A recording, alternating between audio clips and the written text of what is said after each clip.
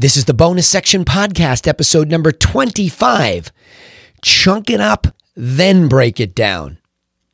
Are you the type of person that knows you were meant for something greater in this lifetime and that somewhere inside of you there's just this bigger version of yourself trying to break free?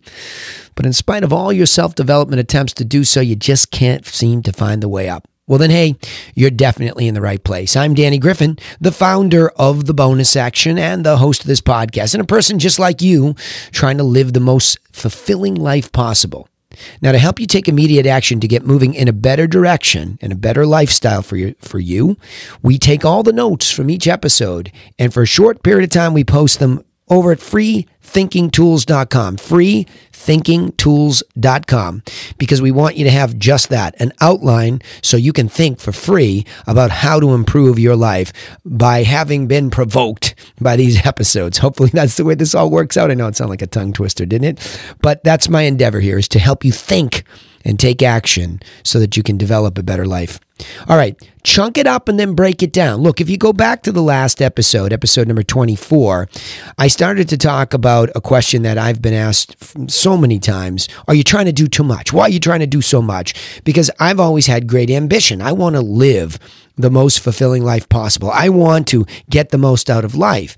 And as a younger guy or a younger version of myself, I see this overly ambitious person trying to do too much. And it was only when I really began to accept that specialization would have plenty of variety, plenty of interest, and there was no fear of missing out once I specialized, I started to live a much more, I would say, happy lifestyle. And it gave me actually a lot more time to enjoy my life in all of these different endeavors that I was still very much involved in: my personal health, my family, and my businesses. Those would be my three major modules. And I'm going to talk about the power of the modulation here today, okay? So chunk it up and break it down. What's he talking about? Well, this is how you get out of all that anxiety that's caused by these overreaches, because you get all this detail that's necessary to be successful at something, and you have to pay attention to it. So what's the missing key? Point number one: manage it. Yeah, I know.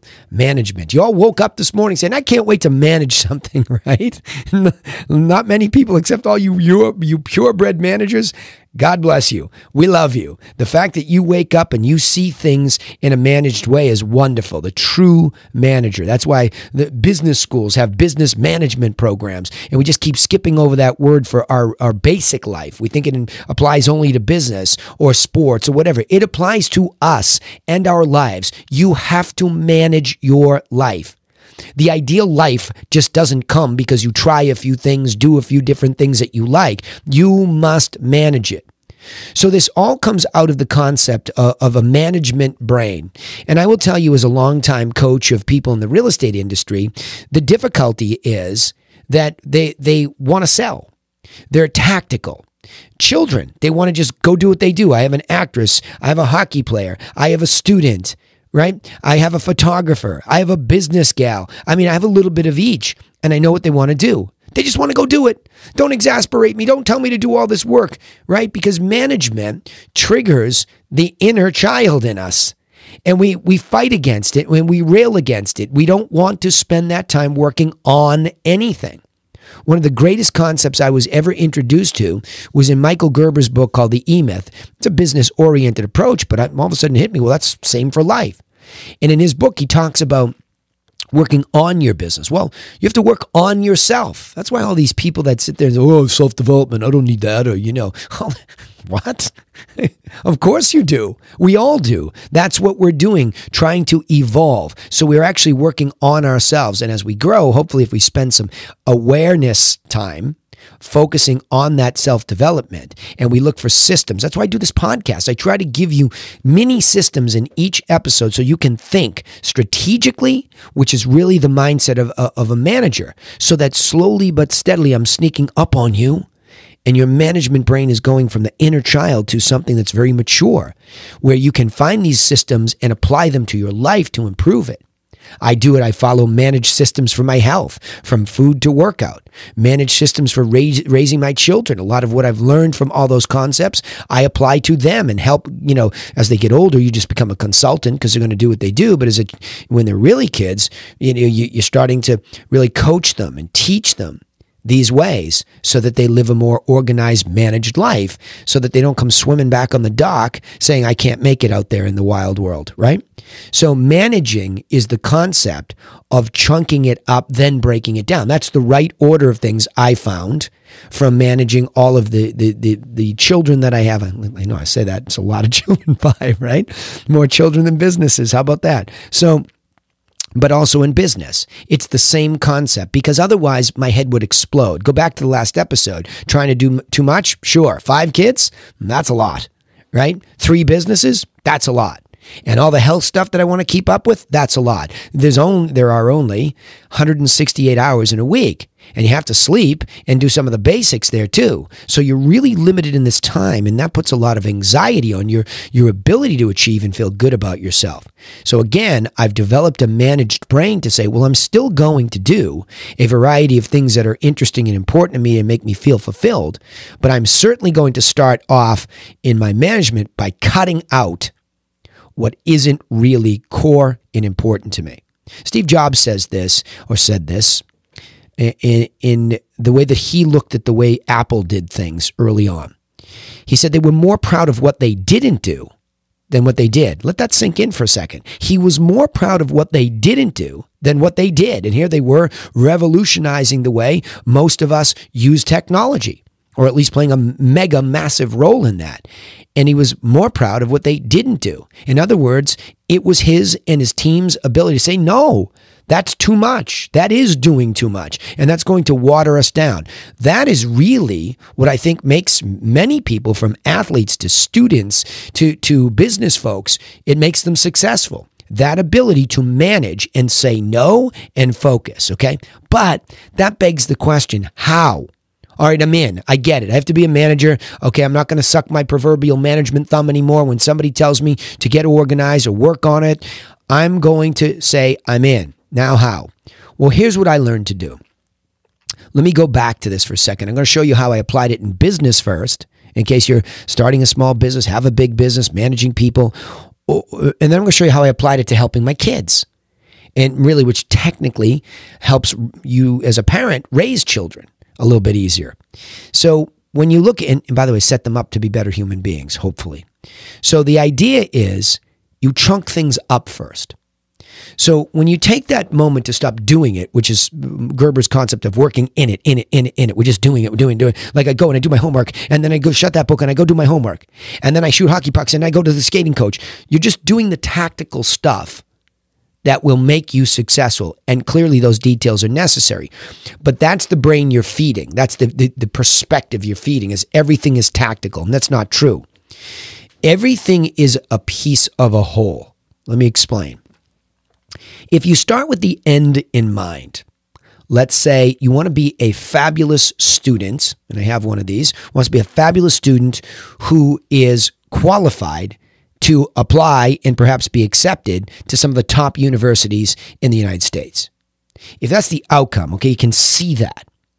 Now you just get up above the whole thing of people who have already done that and become that, and you get up above that whole process and you say, how does the process really work to become a top 10 university candidate? What does the whole thing look like? Now, a lot of kids would run to, well, you have to ace the ACTs and SATs. Or you have to have XYZ GPA. And you have to be in all these clubs. And you have to be, outside of work, you have to do these other things. Okay? So, school. Okay, slow down. Let's just get up above it like an assembly line. This is what I did in my business, because it was the same thing. How do you become a successful real estate agent and then an agency? Well, first of all, you get up above all of it and you say, is there somewhere I can see the business working right now before I even get into it? Before I become a great student, a great athlete, a great ballerina, a great real estate agent, a great lawyer, a great hedge fund manager, whatever. Let me go, and that's the power of the internet and the laptop and the cell phone. If you really use that little white box and you search to say, how does the real estate agency business work? You can start your research. How does becoming a great, an NHL athlete work from child on? Ballerina, you got it. Okay? You go do your research first. and you try to figure out in the simplest definition, how does this work? And so you're trying to fly up above it. By the way, Einstein did this very thing when he was trying to figure out his theory of relativity. How does the speed of light really work? So he tried to get up above it in his imagination, and he imagined himself riding alongside a beam of light. What would that be like? So it's a technique of chunking up, getting up above. We have to get up above and make a bigger concept make sense to us first before we go the details. See what I mean? If you look at like, well, I watched this hockey player and I watched him on Instagram and he does this drill over and over. So I've been out in the yard for 17 hours just doing this drill. Okay. Do you know what else he did? Do you know what his overall plan was? So that's the whole idea here. When you get up above it and you chunk it up into these modules, then you just have to name the modules. And it's, this is childlike simplicity. Because remember, what we're giving credence to or acceptance to is that the management brain is nascent. It's like a child, an infant child. Treat it like that. It's okay. And you come up above it and you say, well, let's go back to the student for a second because that's pretty easy. When you look at this, you say, what does it look like when a student goes through, let's take high school, because we know that colleges are definitely going to look at your high school experience. And so you look at it, what does it look like for multiple people who have gone through this? Because colleges are diverse. They're going to, pick on a diverse body of people. But in general, what do people do? Well, let's go back to what everybody says tactically. They're right. One module is your grade point average and your mix of classes, okay? What is your grade point average in your mix of classes? And you're right. Another major module is your score on standardized testing, assuming when you're listening to this, it's still required. And there they are. Those are two major modules. But then we also know that the college would like somebody who has done something outside of those. Like, who are you really? Yes, you can fog the mirror with these two things. Wonderful. We know how hard that is to do well there. But now we're going to go to the third module. What do your extracurricular activities look like? And here's where, going back to the last episode, are you trying to do too much? I can remember when I was getting ready, I wish I had this advice right then. I was doing too much. I was good at a lot of things, but I should have been really great at one thing. I should have been a standout. I mean, for example, I loved theater, and I was the president of the drama club. I loved it. I should have written a play for the school. I should have done more there. I had that there, but instead I was over in other clubs too, and I was watering down trying to do so much. So that extracurricular thing now becomes a module of specialization, not generalization. And then, even so, a lot of top colleges love it also if you have an athletic specialty. So we have 4 modules, that's it, that are mega important. I'm not saying that there aren't other details. Hold on. Stay steady with me. But if I work hard on or come up with a plan to work hard on my GPA module, and then I work hard to work on my standardized test module, then my extracurricular module, and my academic module. And then I get up above that and I just write it down and I say, if I do this and this and this and this, if I manage these modules well, I am going to increase my chance of the positive outcome of being a good candidate for one of the top universities, period. By the way, real thing, just did this with my son. And it's the same thing with my athletic son. So there's no difference. You just have to level up your weaknesses in these managed modules to become this thing. Same thing with my daughter who's an actress. It's like, you look at the things that need to be worked on, the whole skill set. Are you still post-college coaching with coaches? And so that whole coaching module. Are you working the whole business module where you are dealing with agents so that the business is there, right? I mean, this is just, and again, I'm just throwing these, it's the process of modulation. That's the process of chunking up. So you see what global modules have to be, and they equal when you're doing these things and managing them successfully, you're raising the chance of getting the optimal outcome that you seek. Pretty simple. I mean, really, it is. It's very simple, and it works. Super effective. It changed the entire perspective of my business and the way I coach, not just real estate agents, but I could help any business with this right now. Anybody.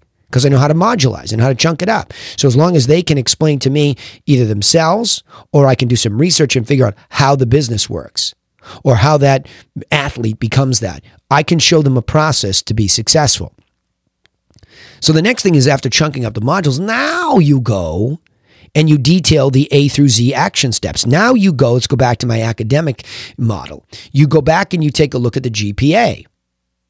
What A through Z steps must you take and manage, right, every single week of the entire year to be academically prepared? There's no time off. There's no time off. You take the summer off and you're lackadaisical on your summer reading and you pre-prep for your classwork. I know everybody says, oh, but just be a kid. You just got, really? Really? Do what? Do what for 3 months? Nothing? Fluff off and go to the beach and let your brain atrophy? I'm not a fan. Go to the beach and enjoy the heck out of it. Go for a trip across country, whatever, sure. But don't let your brain atrophy and then all of a sudden you think you're going to start cold. You know, I don't agree. I don't agree. You want this big thing. You want this wonderful thing. You need to get real about the fact that you're executing 12 months a year. Breaks during the day even. Great. Let the brain shut down. Sleep, good food. It all recovers you. But remember, you're doing what you love to do. So going through these detailed steps matters. So now you make the A through Z, you make the A through Z, you make the A through Z, you make the A through Z tactical plan, and you execute. If you just did that, like I asked my son the other day, I said, Jack, on a scale of 1 to 10, and I ask my clients that in real estate, and I ask myself, on a scale of 1 to 10, in this module, give yourself a grade, 1 through 10. 8 here in GPA, he said, and extracurricular, 9. He's really good, junior achievement, etc. So there's a lot of good stuff there, right? And then academic, athletic. He stopped doing soccer, so he needs to step into this next thing that he wants to do and bring that up. Okay? And then I said, yeah, but what about that test taking? And remember, it's the preparation, it's the module, it's the awareness. I said, on a scale of 1 to 10, how are you managing the SAT, ACT module? He gave himself a 0. I said, good, I did the same thing in a part of my business. I was doing it, but not intentionally managing it. So this is a management grade. I said, the great news for you is when you give yourself a 0 in a module, you just have to take some basic planning and execute the A through Z quickly, and you can go to a 5. So he did. Within a super short period of time. Something that went from a 0 has a very clear management plan for 12 months. Just like that. I'm talking 48, 72 hours, whatever it took them to take the action steps A through Z. Well, I must find out who's in charge of the course, the prep course. I must find out for the rest of the summer before the fall class starts, what can I do to improve?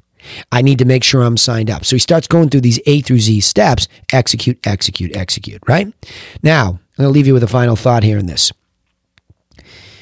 The key after you chunk up and then A through Z is that you're always tweaking. You're always tweaking. And again, you'll get caught up in doing it. Oh my gosh, I don't even remember what I was doing. I was taking so many of these SAT classes, online today or tests. I lost track of time and I didn't manage my homework. All right, hold on, slow down. That's why we go back and tweak. What's the next A through Z step you could have done tactically? You could have gone to your Gmail calendar and you could have set it up so that on your phone, Gmail or whatever calendar, right? Set it up on your phone so there's alerts. This module just ended. You spent X number of hours on your homework. Move to the next module. That time's up. All right, get out and get some exercise, get stretched up, get ready for some for athletics tomorrow. Great, right? See where I'm going? Don't get caught up in junior achievement all night long trying to start the next company with these guys. You're done. You put that block in because you have to level them all up to become that thing. Right? And again, if that thing doesn't require extracurricular, you can 86 the whole model. See, that's what's cool about this. But the attack is coming. And the attack is coming in 2 ways. Let's just say it's business now. Let's go to business. You could get an attack from a pandemic that shuts your business down like we just experienced, right? You could get a change, a mega shift, interest rates, lack of financing available, weather, catastrophes from a weather standpoint. There are a lot of things that can attack this plan and the way things have been working.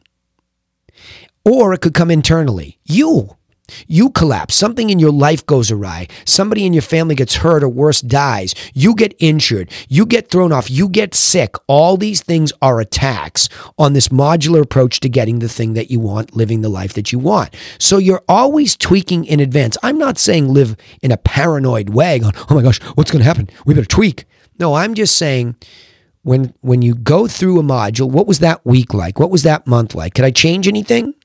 Should I manage it differently? And if I manage it differently because I see a different perspective, should I change my A through Z? That's what I'm talking about. Just tweaking. Because most of us will say, oh, I did this and it was a great exercise. Great. When's the last time you did it? When's the last time you referred to, oh, last year? What? What are you talking about? It's an everyday management issue. It's an everyday tactical issue. I keep saying this to you. You don't take your eye off this. This isn't some magic. You don't abdicate responsibility to the great powers of the universe that magically give you what you want. This is a way to live. Let that sink in.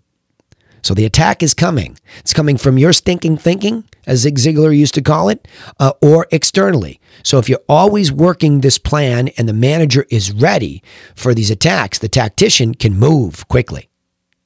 See that? If the manager foresees what potentially is happening and what it could mean to the business, the school endeavor, the athletic endeavor, whatever endeavor, they anticipate. See, that brain becomes anticipatory, and it's making changes in advance because it feels the shift coming. All right, enough of this. You got it. Okay? So I'm going to go back and say, chunk it up, then break it down by doing this. Recognizing that the missing key is this directive. Manage it. You've got to manage everything. 2, you manage by chunking up first into modules that you can see. Multiple modules, not too many of them, big chunks, lead to the optimal outcome if you manage those. Then in each module, there are the A through Z action steps you're aware of. You put them in order. And then lastly, you're always tweaking, especially the A through Z, based on those modules and what attacks they might suffer. Let me say it this way. One of the great challenges in life is having the awareness and the patience, right? I didn't have much of that. And the patience to take time out to actually manage your life. However, it's quite easy to do when you first chunk up your modules, then you manage the details. All right, remember now, you can take immediate action. I mean, as a management brain now you're getting it, especially in this episode. You can take immediate action to get moving in this better direction, this modular, strategic, managed direction, because we take all the notes from each episode and we post them for a short time over at freethinkingtools.com, freethinkingtools.com. And the reason I only post a couple at a time is, here we go again, trying to do too much. What are you going to do? Go back here, there? Nope, focus. If you catch me in the middle of this podcast, it doesn't matter where you catch me. I just have you thinking. And you can start to take some action. But this is an especially good one to understand. Manage it. Also, don't forget, you can subscribe to the podcast on iTunes, Spotify, or wherever you listen so that you don't miss out on any insights each time we upload. We also post all of our episodes on our social media channels. So remember to turn on your notifications for the bonus section. Yeah, that great spot in life we're all after, the bonus section. And you won't miss the reminders. We'd also appreciate it if you would share our content with other people like you trying to self-improve so that they get the help that they need. And you can join our mission, we have a mission here, of becoming people for others. Very important theme these days. We're all takers. Well, not all of us. You know what I mean. The theme is negative. Take this, just be mad at everybody. I don't like all that stuff. Be a person for others and the rest will follow. You'll get a lot of what you want. Hey, thanks for listening, but remember, nobody's coming for you, so please go get to work on yourself and your plan for your life, and I will see you in the next episode. Thanks for listening.